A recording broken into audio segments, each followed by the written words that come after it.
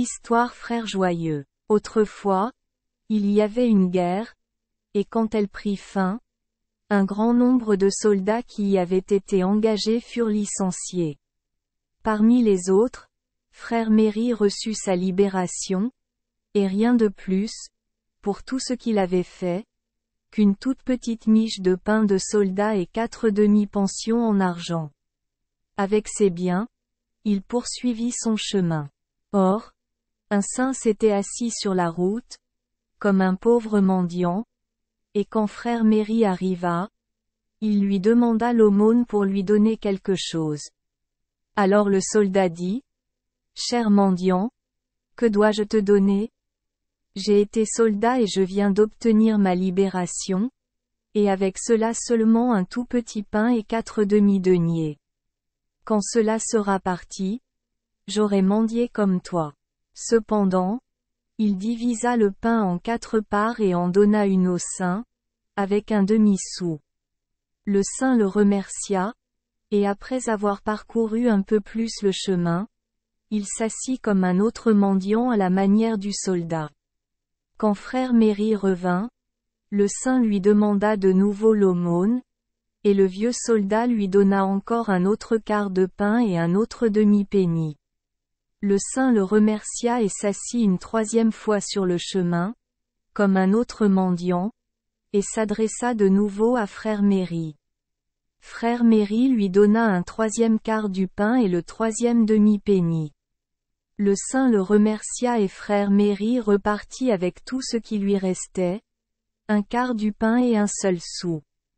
Lorsqu'il arrivait dans une taverne, ayant faim et soif, il entrait, mangeait le pain et dépensait un sou en bière pour boire avec. Lorsqu'il eut fini, il continua son voyage, et le saint, déguisé en soldat démobilisé, le rencontra de nouveau et le salua. « Bonjour, camarade, dit-il. Pouvez-vous me donner un morceau de pain et un demi-penny pour avoir une goutte de boisson? Où puis-je l'obtenir? Répondit frère Méry. J'ai reçu ma libération, et rien avec sauf un pain et 4 demi-sous, et 3 mendiants m'ont rencontré sur la route et je leur ai donné à chacun un quart du pain et un demi-penny. Le dernier quart que je viens de manger à la taverne. Et j'ai dépensé le dernier sou en boisson. Je suis tout à fait vide maintenant. Si vous n'avez rien, allons mendier ensemble. Non, ce ne sera pas nécessaire pour le moment, dit le saint. Je comprends un peu le métier de docteur, et j'obtiendrai avec le temps tout ce dont j'ai besoin grâce à cela. Ah! Dit frère Méry, je n'en sais rien. Je dois donc aller mendier tout seul. Venez seulement, répondit le saint, et si je peux gagner quelque chose, vous y participerez à moitié. Cela me conviendra parfaitement, répondit frère Méry. Ils ont donc voyagé ensemble. Ils n'avaient pas parcouru une grande distance avant d'arriver à une chaumière dans laquelle ils entendirent de grandes lamentations et de grands cris. Ils entrèrent pour voir ce qui n'allait pas et trouvèrent un homme malade à mourir, comme s'il était sur le point d'expirer, et sa femme qui pleurait et pleurait fort. Cessez de pleurnicher et de pleurer, dit le saint. Je guérirai cet homme assez vite, et il sortit un onguent de sa poche et guérit l'homme instantanément, afin qu'il puisse se lever et qu'il soit tout à fait chaleureux. Alors l'homme et sa femme, très joyeux, demandèrent, « Comment pouvons-nous vous rembourser? Que vous donnerons-nous » Le saint ne voulut cependant rien prendre, et plus le couple le pressait, plus il refusait fermement. Frère Méry, qui regardait, s'approcha de lui et, le poussant du coude, lui dit, « Prends quelque chose, prends quelque chose. Nous le voulons assez. » Enfin, le paysan apporta un agneau qu'il demanda au saint d'accepter, mais celui-ci refusa toujours. Alors frère Méry courut à ses côtés et dit, « Prends-le, espèce d'imbécile. Prends-le, nous le voulons déjà assez. » Enfin le saint dit, « Eh bien, je prendrai l'agneau, mais je ne le porterai pas. Vous devez le porter. » Il n'y a pas de grande difficulté à cela, s'écria frère Méry. Je peux facilement le faire. Et il l'a pris sur son épaule. Après cela, ils continuèrent jusqu'à arriver à un bois, et frère Méry, qui avait très faim et trouvait l'agneau un lourd fardeau, cria au saint. Bonjour. Voici un endroit agréable pour nous habiller et manger le agneau. De tout mon cœur, répondit son compagnon. Mais je n'y comprends rien à la cuisine, alors commencez, et je me promènerai jusqu'à ce que ce soit prêt. Ne commencez à manger qu'à mon retour. Je veillerai à remonter le temps. Partez, dit frère Méry. Je peux le cuisiner assez bien. Je vais bientôt le préparer. Le saint s'éloigna pendant que frère Méry allumait le feu, tuait l'agneau, mettait les morceaux dans la marmite et les faisait bouillir. En peu de temps, l'agneau fut complètement cuit, mais le saint n'était pas revenu. Alors Méry prit la viande, la découpa et trouva le cœur. C'est là le meilleur, dit-il. Et il a continué à le goûter jusqu'à ce qu'il l'ait fini. Enfin le saint revint et dit, « Je ne veux que le cœur. Tout le reste que vous pouvez avoir, donnez-moi seulement cela. » Alors frère Méry prit son couteau et sa fourchette et retourna l'agneau comme s'il avait trouvé le cœur, mais bien sûr il ne put le découvrir. Enfin il dit d'un ton insouciant, « Ce n'est pas ici. Pas là, où devrait-il être? » Alors, dit le saint. Cela, je ne le sais pas, a déclaré Méry. Mais maintenant j'y pense. Quels imbéciles nous sommes pour chercher le cœur d'un agneau. Un agneau, vous savez, n'a pas de cœur. Quoi? Dit le saint. C'est une nouvelle? En effet. Pourquoi? Chaque bête a un cœur. Et pourquoi l'agneau n'en aurait-il pas un aussi bien que les autres? Non. Certainement. Camarades. Un agneau n'a pas de cœur. Réfléchissez seulement, et vous comprendrez que ce n'est vraiment pas le cas. Eh bien, répondit son compagnon, c'est tout à fait suffisant. Il n'y a pas de cœur là-bas, donc je n'ai pas besoin de l'agneau. Vous pouvez tout manger. Eh bien, ce que je ne peux pas manger, je le mettrai dans mon sac à dos, a déclaré frère Méry. Puis il en mangea un peu et disposa du reste comme il l'avait dit. Tandis qu'ils poursuivaient leur voyage, le saint fit en sorte qu'un grand ruisseau coule sur leur chemin, de sorte qu'ils seraient obligés de le traverser à gué. Puis il dit, « Allez-y d'abord. » Non, répondit frère Méry. Va-y le premier, pensant que si l'eau était trop profonde, il resterait sur la rive où il se trouvait. Cependant, le saint passa à gué et l'eau n'atteignit que ses genoux. Mais lorsque frère Méry s'y aventura, le ruisseau parut soudain augmenter en profondeur, et il se retrouva bientôt dans l'eau jusqu'au cou. « Aidez-moi, camarade, cria-t-il. Veux-tu avouer, dit le saint, que tu as mangé le cœur de l'agneau? » Le soldat nia toujours, et l'eau devint encore plus profonde jusqu'à atteindre sa bouche. Alors le saint dit encore, « Voulez-vous donc avouer que vous avez mangé le cœur de l'agneau? » Frère Méry niait toujours ce qu'il avait fait, et comme le saint ne voulait pas le laisser se noyer, il l'aida à se sortir du danger. Ils continuèrent leur voyage jusqu'à arriver dans un royaume où ils apprirent que la fille du roi gisait dangereusement malade. « Oloa! Frère, dit le soldat, voici une prise pour nous. Si seulement nous pouvons la guérir, nous serons faits pour toujours. » Le saint, cependant, n'a pas été assez rapide pour frère Méry. « Venez, frère cœur, dit le soldat, faites de votre mieux pour que nous puissions entrer à temps. » Mais le saint allait encore plus lentement, bien que son compagnon le poussât et le conduisait, jusqu'à ce qu'enfin ils apprirent que la princesse était morte. Cela vient de votre rampance, dit le soldat. Maintenant, tais-toi, dit le saint, car je peux faire plus que guérir les malades. Je peux ressusciter les morts. Si c'est vrai, dit frère Méry, vous devez au moins nous gagner la moitié du royaume. Enfin ils arrivèrent au palais du roi, où tout le monde était en grande difficulté, mais le saint dit au roi qu'il lui rendrait sa fille. Ils le conduisirent là où elle gisait, et il leur ordonna de lui donner un chaudron d'eau, et quand il fut apporté, il ordonna à tout le monde de s'en aller et de ne laisser rester avec lui que frère Méry. Puis il divisa les membres de la princesse morte, les jeta dans l'eau, alluma un feu sous le chaudron et les fit bouillir. Lorsque toute la chair fut tombée des os, le saint les prit, les déposa sur une table et les plaça ensemble dans leur ordre naturel. Cela fait, il marcha devant eux et leur dit: Lève-toi, mort. Comme il répétait ces mots pour la 3e fois, la princesse se leva, vivante, en bonne santé et belle. Le roi fut très joyeux et dit au saint: Exige pour ta récompense ce que tu voudras. Même si ce devrait être la moitié de mon empire, je te le donnerai. Mais le saint répondit: Je ne désire rien pour ce que j'ai fait.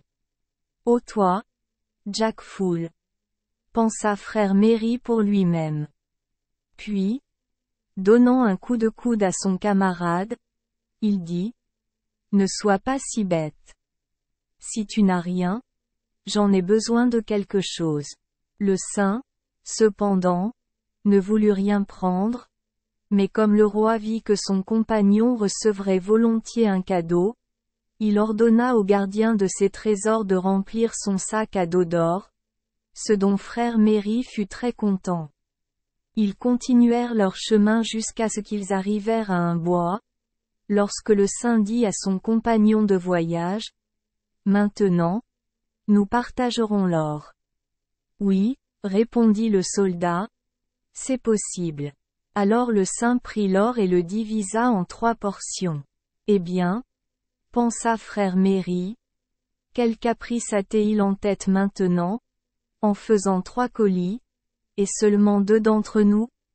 Maintenant, dit le saint, je l'ai partagé équitablement, un pour moi, un pour vous, et un pour celui qui a mangé le cœur. Oh! J'ai mangé ça, dit le soldat en prenant rapidement l'or. Je l'ai fait, je vous l'assure. Comment cela peut-il être vrai? Répondit le saint. Un agneau n'a pas de cœur. Aïe! Quoi? Frère? À quoi penses-tu? Un agneau n'a pas de cœur? Très bien. Quand chaque bête en a, pourquoi celui-là n'aurait-il pas de cœur? Maintenant, c'est très bien, dit le saint. Prends, toi-même tout l'or, car je ne resterai plus avec toi, mais je suivrai seul mon chemin. Comme il vous plaira, frère cœur, répondit le soldat. Un agréable voyage à toi, mon chaleureux. Le saint prit un autre chemin, et en s'éloignant. Eh bien, pensa le soldat, c'est bien qu'il soit parti, car c'est un drôle d'homme. Frère Méry avait maintenant beaucoup d'argent, mais il ne savait pas comment l'utiliser, alors il le dépensa et le donna, jusqu'à ce qu'au bout de peu de temps il se retrouve de nouveau sans le sou. Enfin, il arriva dans un pays où il apprit que la fille du roi était morte. Ah! Pensa-t-il, cela pourrait bien se passer. Je lui redonnerai la vie. Puis il se rendit chez le roi et lui proposa ses services. Or, le roi avait entendu dire qu'il y avait un vieux soldat qui s'occupait de redonner la vie aux morts, et il pensait que frère Méry devait être exactement l'homme qu'il fallait. Cependant, il n'avait pas beaucoup confiance en lui, aussi consulta-t-il d'abord son conseil, et ils convinrent que, Comme la princesse était certainement morte, on permettrait aux vieux soldats de voir ce qu'ils pouvaient faire. Frère Méry leur ordonna de lui apporter un chaudron d'eau, et quand tout le monde eut quitté la pièce, il sépara les membres, les jeta dans le chaudron et fit un feu en dessous, exactement comme il avait vu le saint faire. Quand l'eau bouillait et que la chair tombait des os, il les prenait et les posait sur la table, mais comme il ne savait pas comment les disposer, il les empilait les uns sur les autres. Alors il se présenta devant eux et leur dit, « Toi, mort, relève-toi. » Et il l'a crié 3 fois, mais en vain. « Lève-toi, renarde, lève-toi, ou ce sera pire pour toi, cria-t-il. » À peine avait-il répété ces paroles, que le saint entra par la fenêtre, sous l'apparence d'un vieux soldat, comme auparavant, et dit, « Espèce d'impie! Comment les morts peuvent-ils se relever quand vous avez ainsi jeté les ossements les uns sur les autres? » Un autre? Ah! Frère Cœur, répondit Méry, je l'ai fait du mieux que j'ai pu. Je vais vous aider à vous sortir de votre ennui cette fois, dit le saint. Mais je vous le dis, si jamais vous entreprenez encore un travail de ce genre, vous vous en repentirez, et pour cela vous ne demanderez ni n'accepterez la moindre chose du roi. Après avoir remis les ossements dans leur ordre, le saint dit 3 fois, « Toi mort, lève-toi. » Et la princesse se leva, saine et belle comme auparavant. Puis le saint disparut immédiatement par la fenêtre, et frère Méry était heureux que tout se soit si bien passé. Une chose cependant le peinait beaucoup, c'était qu'il ne pouvait rien prendre au roi. Je voudrais savoir, pensa-t-il, de quoi frère Cœur avait à se plaindre. Ce qu'il donne d'une main, il le prend de l'autre. Il n'y a pas d'esprit là-dedans. Le roi demanda à frère Méry ce qu'il voulait, mais le soldat n'osa rien prendre. Cependant, il réussit, par des allusions et par la ruse, à ce que le roi remplisse son sac à dos d'argent, et avec cela il continua son voyage. Cependant, lorsqu'il sortit de la porte du palais, il trouva le saint debout, qui lui dit, « Voyez quel homme vous êtes. Ne vous ai-je pas interdit de prendre quoi que ce soit? Et pourtant vous avez votre sac à dos rempli d'or? Comment puis-je l'aider? » répondit le soldat, « s'il voulait bien l'enfoncer. » Je vous le dis, dit le saint, prenez garde à ne pas entreprendre une telle affaire une seconde fois. Si vous le faites, cela vous arrivera mal. Ah! Mon frère? Répondit le soldat, n'ayez crainte. Maintenant que j'ai de l'argent, pourquoi devrais-je me donner la peine de laver les os? Cela ne durera pas longtemps, dit le saint. Mais, afin que vous ne puissiez jamais emprunter un chemin interdit, je donnerai à votre sac à dos ce pouvoir que tout ce que vous voudrez y sera. Adieu, vous ne me reverrez plus jamais. Adieu, dit frère Méry, et il pensa, je suis heureux que vous soyez parti. Vous êtes un homme merveilleux. Je suis assez disposé à ne pas vous suivre. Il oublia complètement la propriété merveilleuse que conférait son sac à dos, et bientôt il dépensa et dilapida son or comme auparavant. Lorsqu'il ne lui restait plus que 4 pence, il se rendit dans un pub et pensa que l'argent devait partir. Il demanda donc pour 3 deniers de vin et pour 1 denier de pain. Pendant qu'il mangeait et buvait, la saveur des oies rôties lui chatouillait le nez, et, regardant et fouillant, il vit que le propriétaire avait mis 2 oies dans le four. Puis il se rendit compte de ce que son compagnon lui avait dit à propos de son sac à dos, alors il décida de le mettre à l'épreuve. En sortant, il se plaça devant la porte et dit, « Je voudrais que les 2 oies qui cuisent au four soient dans mon sac à dos. » Quand il eut dit cela, il jeta un coup d'œil à l'intérieur et, Bien sûr. Ils étaient là. Ah. Dit-il. Tout va bien. Je suis un homme fait. Il fit un petit bout de chemin, sortit les oies et commença à les manger. Tandis qu'il s'amusait ainsi, deux ouvriers arrivèrent, qui regardèrent avec des yeux affamés l'oie qui n'avait pas encore été touchée. Frère Méry le remarqua et pensa qu'une oie lui suffirait.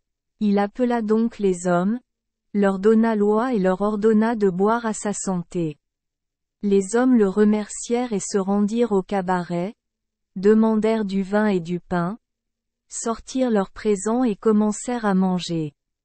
Quand l'hôtesse vit de quoi ils dînaient, elle dit à son domestique, « Ces deux hommes mangent une oie.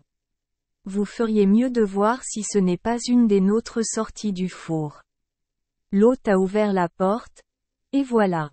Le four était vide. Ô bande de voleurs! Il cria. C'est comme ça qu'on mange les oies, n'est-ce pas? Payez-les directement, ou je vous laverai tous les deux avec du jus de noisette verte. Les hommes dirent, nous ne sommes pas des voleurs. Nous avons rencontré sur la route un vieux soldat qui nous a fait cadeau de l'oie. Vous n'allez pas me tromper de cette façon, a déclaré l'animateur.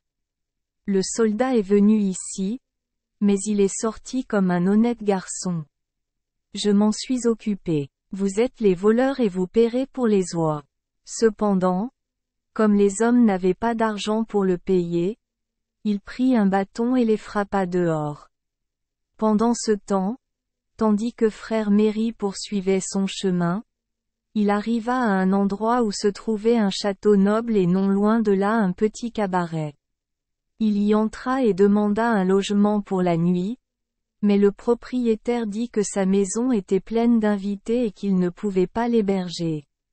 Je m'étonne, dit frère Méry, que les gens devraient tous venir vers vous, au lieu d'aller dans ce château. Ils ont de bonnes raisons pour ce qu'ils font, dit l'aubergiste, car celui qui a tenté de passer la nuit au château n'est jamais revenu pour montrer comment il s'y divertissait. Si d'autres l'ont tenté, pourquoi pas moi? Dit Joyeux. Vous feriez mieux de le laisser tranquille, dit l'hôte. Vous ne faites que mettre votre tête en danger. Ne craignez pas le danger, dit le soldat. Donnez-moi seulement la clé et beaucoup à manger et à boire. L'hôtesse lui donna ce qu'il demandait, et il partit au château, savoura son souper, et quand il eut sommeil, il se coucha par terre, car il n'y avait pas de lit dans la maison. Il s'endormit bientôt, mais dans la nuit il fut réveillé par un grand bruit, et lorsqu'il se réveilla, il découvrit 9 diables très laids dansant en cercle qu'ils avaient fait autour de lui. Dansez aussi longtemps que vous voudrez, dit frère Méry. Mais ne t'approche pas de moi. Mais les démons se rapprochaient de plus en plus et, à la fin, ils faillirent lui marcher sur le visage avec leurs pieds difformes. Tais-toi, dit-il. Mais ils se comportèrent encore pire. À la fin, il se mit en colère et cria. Oh là! Je vais bientôt te faire taire. Il attrapa le pied d'un tabouret et frappa autour de lui. Mais 9 diables contre un soldat, c'était trop, et tandis qu'il s'acharnait sur ceux qui le précédaient, ceux qui le suivaient lui tiraient les cheveux et le pinçaient misérablement. Oui, oui, bande de démons, maintenant vous êtes trop durs pour moi, dit-il. Mais attendez un peu, j'aimerais que les 9 diables soient tous dans mon sac à dos, s'écria-t-il. Et ce fut aussitôt dit, aussitôt fait. Ils étaient là. Alors frère Méry l'attacha étroitement et le jeta dans un coin, et comme tout était maintenant calme, il se coucha et dormit jusqu'au matin, lorsque le propriétaire de l'auberge et le noble à qui appartenait le château vinrent voir comment il s'était passé avec lui. Quand ils le virent sain et vif, ils furent étonnés et dirent, « Les fantômes ne vous ont-ils donc rien fait? » Eh bien, pas exactement, dit Méry. Mais je les ai tous les 9 dans mon sac à dos.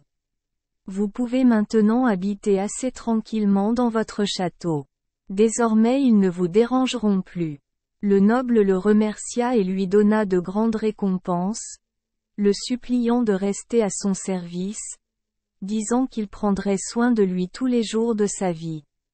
Non, répondit-il, j'ai l'habitude d'errer et de vagabonder. Je repartirai. Il continua jusqu'à ce qu'il arrive à une forge, où il entra et, posant son sac à dos sur l'enclume, il ordonna au forgeron et à tous ses hommes de marteler dessus aussi fort qu'ils le pouvaient.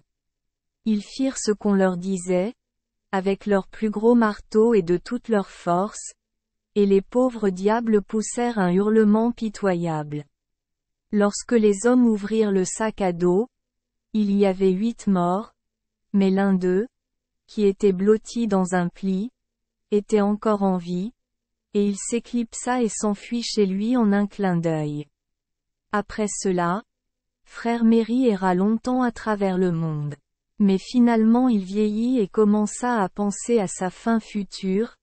Alors il se rendit chez un ermite qui passait pour un homme très pieux et lui dit: « Je suis fatigué d'errer et je vais maintenant m'efforcer d'aller au ciel. » « Il y a 2 chemins, dit l'ermite. L'un, large et agréable, mène à l'enfer. L'autre est rude et étroit, et celui-là mène au ciel. Je dois vraiment être un imbécile, pensa frère Méry, si je prends un chemin accidenté et étroit. Il suivit donc le chemin large et agréable jusqu'à ce qu'il parvienne enfin à une grande porte noire, et c'était la porte de l'enfer.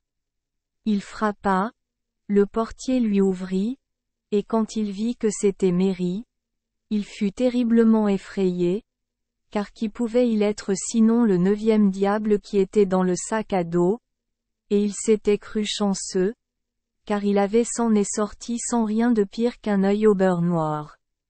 Il verrouilla de nouveau la porte et, courant vers le chef des diables, il dit: « Il y a un individu dehors avec un sac à dos sur le dos, mais je vous en prie, ne le laissez pas entrer, car il peut mettre tout l'enfer dans son sac à dos en je le souhaitais.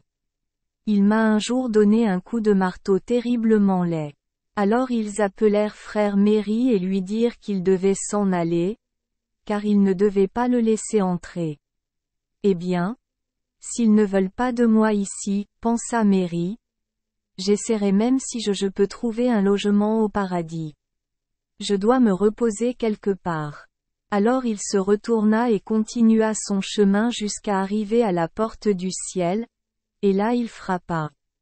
Or le saint qui avait voyagé avec Méry était assis à la porte et avait la garde de l'entrée. Frère Méry le reconnut et lui dit: « Êtes-vous ici, vieille connaissance? Alors les choses iront mieux pour moi. » Le saint répondit: « Je suppose que tu veux aller au paradis? » « Oui. Oui. Frère. Laisse-moi entrer.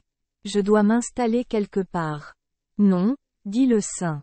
Tu n'entres pas ici. Eh bien, si tu ne me laisses pas entrer, reprends ton sale sac à dos. Je n'aurai rien qui puisse me rappeler de toi, dit Méry avec insouciance. Donnez-le-moi alors, dit le saint. Frère Méry le passa au ciel à travers la grille, et le saint le prit et l'accrocha derrière sa chaise. Maintenant, dit frère Méry, j'aimerais être dans mon propre sac à dos. Instantanément, il fut là. Et ainsi, étant effectivement au ciel, le saint fut obligé de le laisser y rester. Merci les enfants des Esperluette Croisillon 39. Avoir écouté des contes de fées au jour Esperluette Croisillon 39. 8. Espérons que les histoires apporteront aux enfants des moments heureux et significatifs. Si vous aimez notre chaîne, veuillez appuyer sur le bouton S Esperluette Croisillon 39. Abonner, pour ne manquer aucune histoire intéressante. Je vous souhaite une bonne nuit de sommeil et de beaux rêves. Rendez-vous dans la prochaine histoire.